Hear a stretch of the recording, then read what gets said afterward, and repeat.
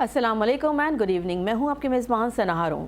नाज़रीन, आज अगर आप जो है दुनिया के नक्शे पर नज़र डालें तो एक बात बहुत वाज़ेह दिखाई देती है कि हर तरफ बेयकीनी है, हर तरफ कशीदगी है और हर तरफ ऐसे फैसले हो रहे हैं जिनके असरात सरहदों तक महदूद नहीं रहेंगे।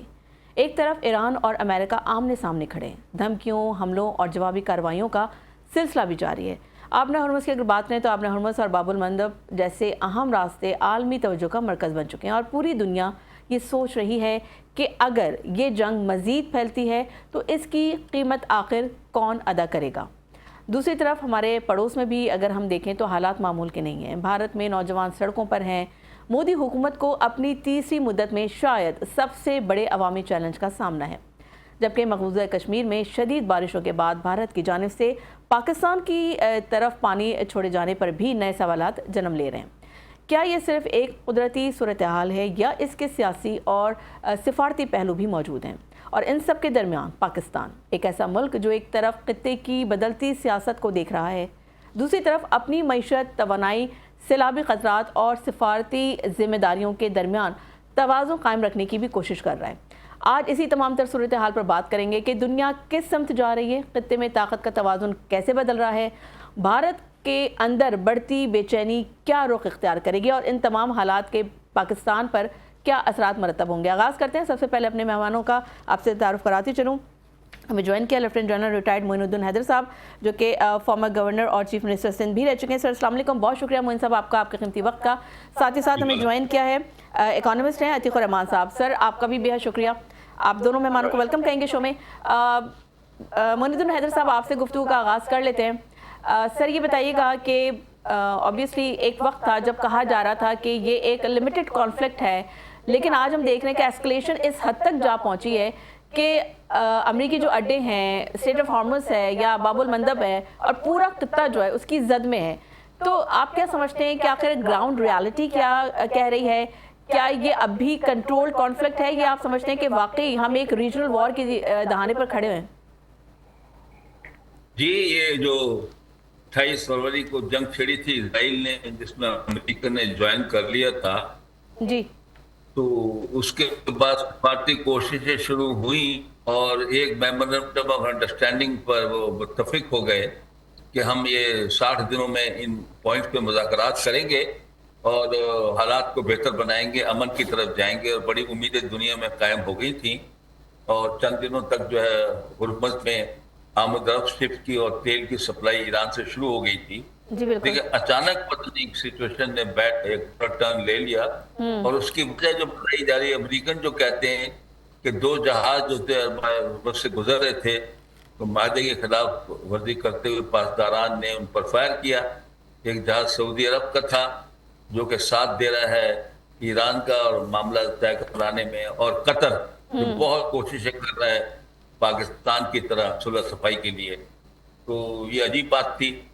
तो ये बात सामने आई कि गालबन ईरान के अंदर कोई यकसुई नहीं है लीडरशिप में, और कुछ जो इलेक्टेड लीडरशिप है उसके अलावा पासदार इनकलाब जो है वो अपनी पॉलिसी चला रहे हैं। तो ये बात उभर के सामने आई। अब बात ये है कि ये चीज सिर्फ फैल गई और 10 दिन से लगातार बमबारी हो रही है और 2 आदमी जो मारे गए हैं उनके उर्दुन में हमले में, जो ईरान ने हमला मिसाइल से किया था उनके बेस पर, तो उसके ऊपर ट्रम्प साहब बहुत गुस्से में आ गए।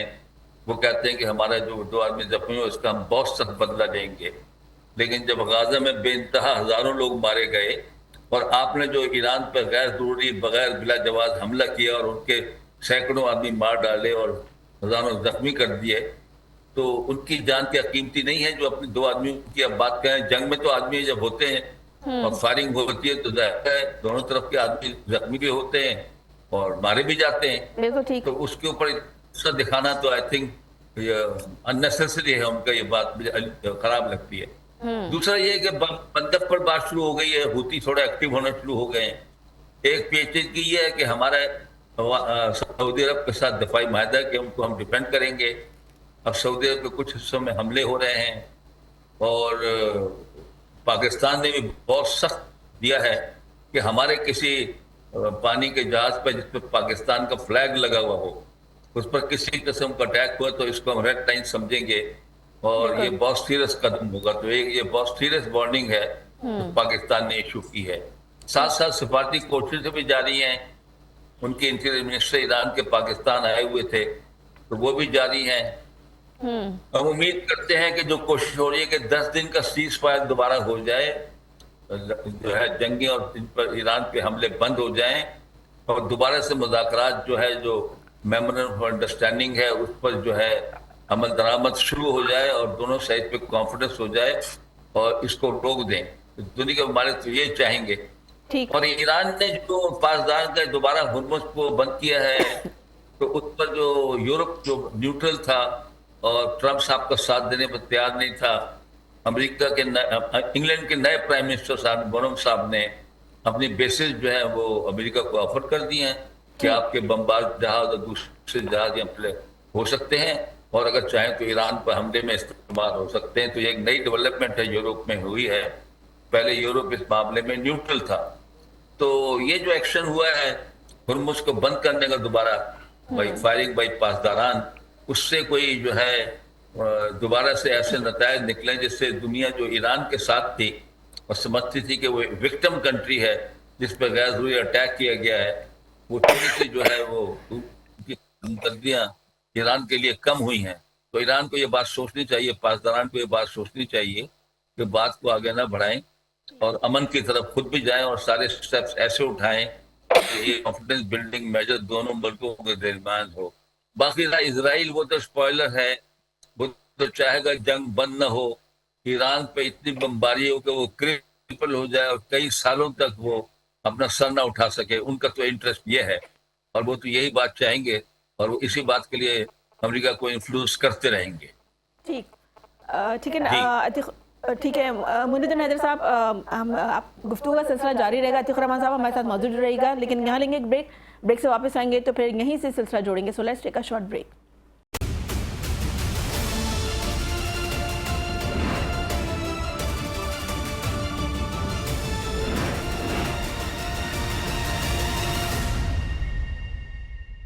वेलकम बैक नाज़रीन। नाज़रीन, ब्रेक पे जाने से पहले मुनीरुद्दीन हैदर साहब से हमारी बात हो रही थी। अब शामिल गुफ्तगू करेंगे अतीक रहमान साहब जो कि इकोनॉमिस्ट हैं। अतीक रहमान साहब, आप क्या समझते हैं अगर यही एस्केलेशन बरकरार रही तो सबसे पहले किस सेक्टर पर इकोनॉमिक इम्पैक्ट आएगा? आप समझते हैं कि पाकिस्तान के लिए असल ख़तरा सिर्फ महंगाई है या फ़ॉरेन एक्सचेंज या सप्लाई चेन और रुपये पर भी शदीद दबाव आ सकता है? जी, बहुत शुक्रिया आपका। काबिल कदर मोइन हैदर साहब बात कर रहे थे। बिल्कुल उन्होंने जो बातें की बिल्कुल सही की। मैं बात को थोड़ा सा आगे बढ़ाता हूँ कि जो इकोनॉमिक कंडीशन है इन तमाम सूरत हाल पे, जो इतनी डिलैपिडेटेड और कंफ्यूज सिचुएशन है, उसमें इकोनॉमिक ग्रोथ पे बहुत बड़ा असर पड़ रहा है और हम देख रहे हैं कि हमारी इन्वेस्टमेंट्स भी इंजर हो रही हैं, जिसके लिए बहुत कोशिश की गई और हमारी इंडस्ट्रियल प्रोग्रेस भी रुक गई है और अनएम्प्लॉयमेंट भी बढ़ता चल रहा है। तो ये एक ऐसी सिचुएशन है जिसपे हमें बहुत ज्यादा सोच समझकर काम करने की जरूरत है। देखिए, सबसे पहले ले लेते जो सबसे बड़ा प्रॉब्लम है वो मैं देखा आपसे बात करने के दौरान ही, अभी जो मुझे ब्रेंट का रेट आया वो दुनिया में ऑयल प्राइसेस बहुत तेजी से बढ़ गए। ब्रेंट $100 हो गया पर बैरल और क्रूड जो है वो तकरीबन $90 हो गया पर बैरल। तो ये तो एक बड़ा लूजिंग कंडीशन है। इससे क्या हो रहा है कि हम देख रहे हैं कि हमारे ऑयल के क्राइसिस बहुत ज्यादा आ रहे हैं। अब इसमें क्या हो रहा है कि गवर्नमेंट ने रिव्यू किया पेट्रोलियम प्राइसेस डेली बेसिस पे। मैंने हमेशा ये कहा था कि ये डेली बेसिस पे पेट्रोलियम प्राइसेस काफी इफेक्ट करेंगे डिसीजन को और होर्डिंग और प्रॉफिटरिंग में काफी लोग आगे बढ़ेंगे और देखेंगे पेट्रोल पंप ओनर्स और मार्केटिंग कंपनीज के दरमियान डिस्प्यूट भी होगा। तो इसका मतलब ये कि एक स्ट्रेट सप्लाई चेन डिस्ट्रीब्यूटर और सप्लायर्स के दरमियान प्रॉब्लम आएगा। तो वही हम देख रहे हैं कि पेट्रोल पंप्स हड़ताल का कह रहे हैं और कुछ पेट्रोल पंप्स हड़ताल पे हैं और नहीं, अभी तो बात बन गई है हुकूमत से, तो उनकी ज़ाहिर डायलॉग हो गए, तो अभी 2 हफ्ते अल्लाह करे ऐसा हो गया हो, अल्लाह करे ऐसा हो गया हो जी। लेकिन मेरे लिए तो सबसे ज्यादा परेशान कुल सूरत-ए-हाल यही है कि जो मैं देख रहा हूँ तो उसका ही मैंने जिक्र किया और मैं देख रहा हूँ कि इसकी वजह से ट्रांसपोर्ट के रेट भी बढ़ रहे हैं और प्रोडक्शन कॉस्ट भी बढ़ी है और सबसे ज्यादा जो हमें प्रॉब्लम आ रहा है वो हमारी फूड सिक्योरिटी का आ रहा है कि हम देखें जो सप्लाईज हैं वो इफेक्ट होगी और अगर महंगी होंगी तो आगे इन्फ्लेशन का इतना जोर है, उसकी वजह से हमारी जो फूड की सप्लाईज हैं वो भी डिफिकल्ट से डिफिकल्ट होती चली जाएगी और हम देखेंगे कि महंगी से महंगे हो रहे हैं। तो एक कॉमन मैन जो है वो जो आगे इतना डिस्टर्ब है वो और भी डिस्टर्ब होगा। फिर अगर हम ओवरऑल सिचुएशन पे जाएं तो हम देखें हमारा बैलेंस ऑफ पेमेंट जो है क्राइसिस, जिसमें अभी आपने करेंसी की भी बात की और फॉरेन एक्सचेंज की और रेमिटेंस की भी बात की, देखिए हमारे रेमिटेंसेस, एक्सपोर्ट से हमें रेमिटेंस आना था, इन्वेस्टमेंट से रेमिटेंसेस आने थे, हमें फॉरेन एक्सचेंज आने थे, लेकिन हम देख रहे हैं कि हमारा एक अकेला जो रेमिटेंसेस का सिलसिला है वो माशाल्लाह बहुत आगे बढ़ा हुआ है और वो ही अकेला तमाम चीज़ों को संभाले हुए। लेकिन ये है कि ये जो एक्सपोर्ट अगर स्टैग्नेंट रही और फॉरेन डायरेक्ट इन्वेस्टमेंट नहीं आई, लो प्रोडक्टिविटी रही, इंडस्ट्रियल कॉम्पिटिटिवनेस बहुत वीक होती चली गई, तो इससे क्या होगा कि ये अकेली जो रेमिटेंसेस है ये अकेली इन प्रॉब्लम्स को नहीं संभाल सकेगी। हमें हर हालत में अपनी एक्सपोर्ट्स को बढ़ाना है, अपनी इन्वेस्टमेंट्स को लाना है, लो प्रोडक्टिविटी को बढ़ा के, और जो इंडस्ट्रियल कॉम्पिटिटिवनेस है उसको भी आगे बढ़ाना है। ये सारी चीजें करने के लिए हमें जरूरत इस बात की है कि हम किस तरह से देखें कि हम अपने ट्रेड डेफिसिट्स को, जो तकरीबन ज्यादातर मुल्कों के साथ हमारे हैं, उन पर हम काम करें और एक्टिवली ट्रेड डेफिसिट्स को कम करें। देखिए ट्रेड डेफिसिट तकरीबन $40 बिलियन के करीब हो गया है। इंपोर्ट्स बहुत बैलूनिंग हद तक बढ़ गई हैं और एक्सपोर्ट जो है वो अपनी जगह पे स्टैग्नेंट है। तो हो रहा क्या है कि इस सूरत हाल में हमारा करंट अकाउंट डेफिसिट पे चला गया, जो कि इस बात की इंडिकेशन है कि जरूर फॉरेन एक्सचेंज कम हुआ और जरूर कोई प्रॉब्लम है, करेंसी इश्यूज आ रहे हैं, उसमें हमारा रुपी भी शेड हो सकता है। तो अब जब इंपोर्ट्स इतनी बढ़ती रहेंगी तो हमारे बैलेंस ऑफ पेमेंट के भी क्राइसिस बढ़ेंगे, हमें उतना फॉरेन एक्सचेंज लाना पड़ेगा और हमें जो कि नहीं आ रहा है एक्सपोर्ट्स के थ्रू और या इन्वेस्टमेंट्स के थ्रू।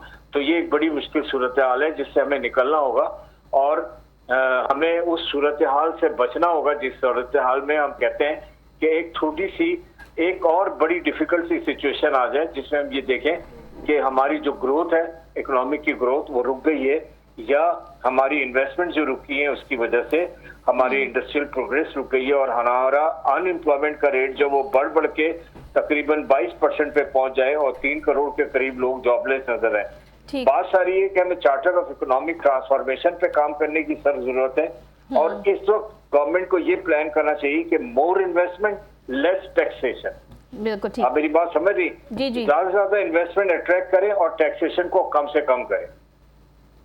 ठीक है, ठीक है।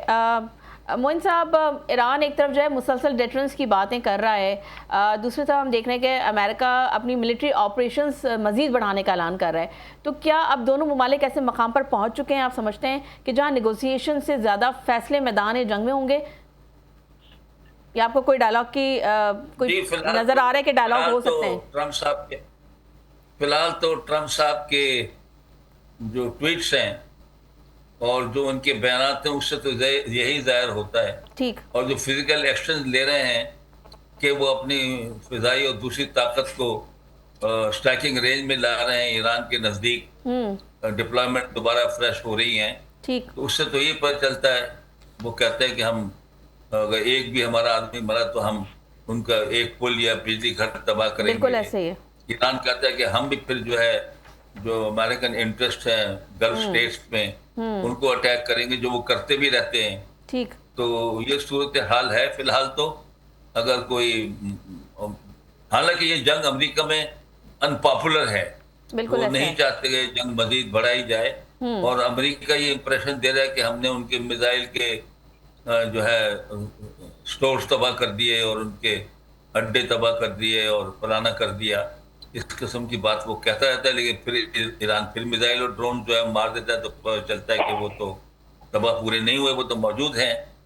तो ये सिलसिला जो चल रहा है, हम उम्मीद करते हैं कि सेंस विल प्रिवेल और दुनिया के लोग दोबारा से अपनी आवाज़ उठाएंगे। क्यों भाई, दुनिया का पूरे आप इकोनॉमी को और अमन को ख़राब कर रहे हो और सबको तकलीफ हो रही है।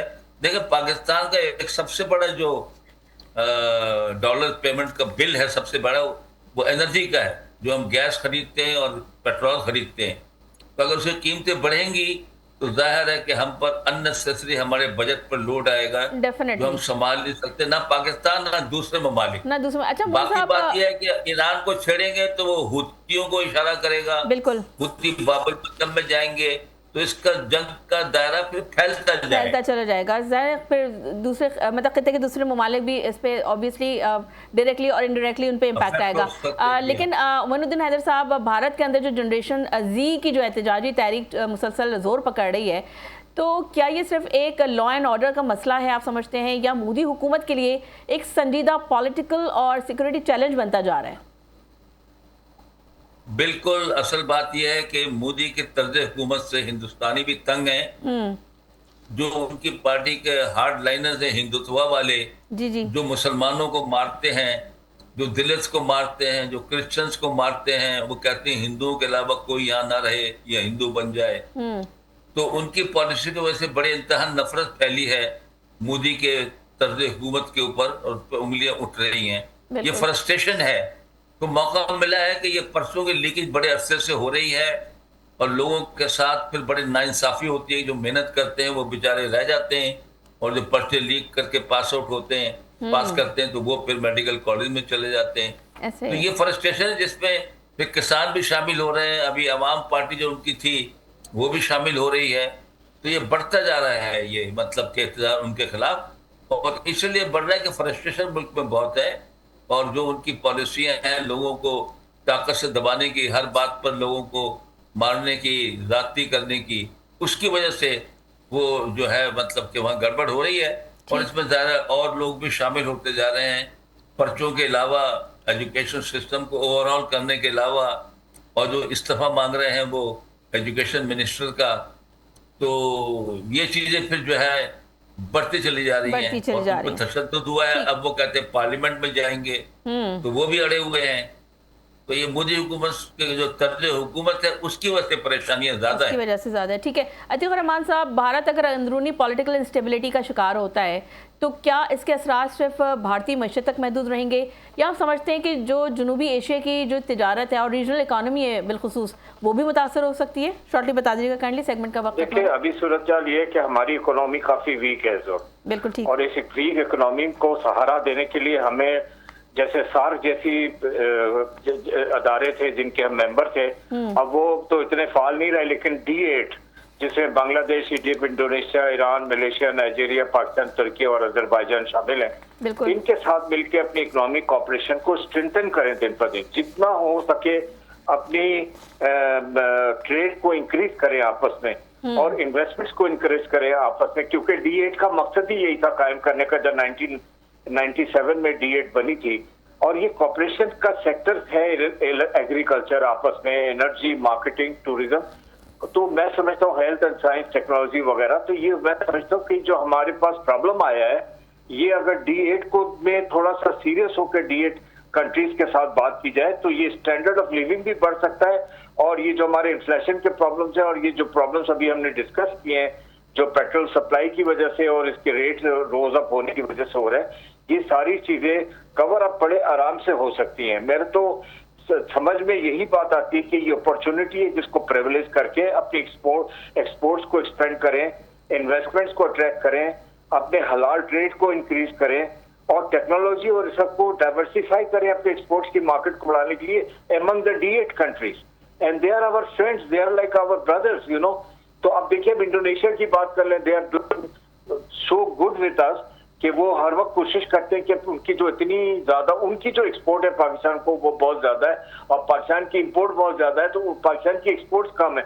कोशिश हो रही है कि किसी तरह से इसको भी ट्रेड डेफिसिट से निकाला जाए। इसी तरह वियतनाम के साथ भी हो रहा है। आप देखिए पिछले दिनों हम लोगों ने वियतनाम के साथ ट्रेड की फिगर लिए तो वो तकरीबन $730 मिलियन बनते थे, जबकि टारगेट $1000 मिलियन का है। इसको भी आगे बढ़ाना है। ये सारे D8 में हमारे मेंबर हैं, हमारे साथ हैं, तो हम कोशिश कर सकते हैं। तो ये सारी चीजें हैं अपने आप को इस वक्त इन सूरत हाल में संभाला देने के लिए।